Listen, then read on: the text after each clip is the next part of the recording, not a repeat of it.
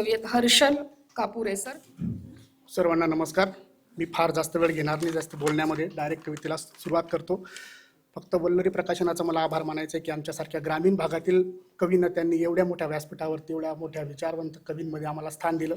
आणि लगेच कवितेला सुरुवात करतो. माझ्या कवितेचं शीर्षक आहे समतेचा निसर्ग. मी फक्त पहिलं जे कडवं आहे ते रिपीट करणार आहे. समतेचा निसर्ग. पाऊस नसतो कधी कुठल्या धर्माचा आणि जातीचा. पाऊस नसतो कधी कुठल्या धर्माचा आणि जातीचा, आभाळातून कोसळला की थेट होतो मातीचा. पाऊस नसतो कधी कुठल्या धर्माचा आणि जातीचा, आभाळातून कोसळला की थेट होतो मातीचा. रंगामध्ये शोधू नका धर्म अन जात कुणाची.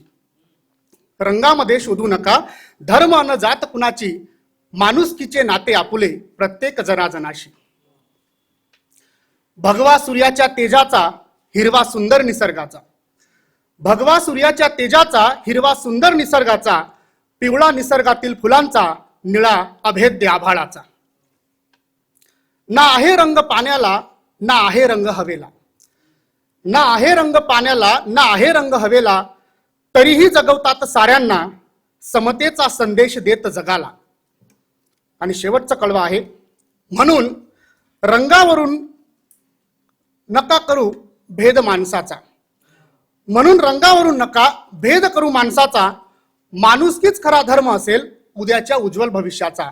माणुसकीच खरा धर्म असेल उद्याच्या उज्ज्वल भविष्याचा. धन्यवाद.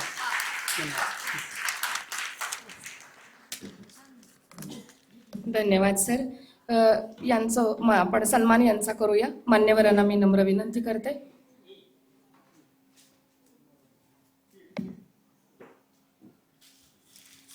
त्यांच्या स्नेही जे आहेत त्यांना मी व्यासपीठावर आमंत्रित करते.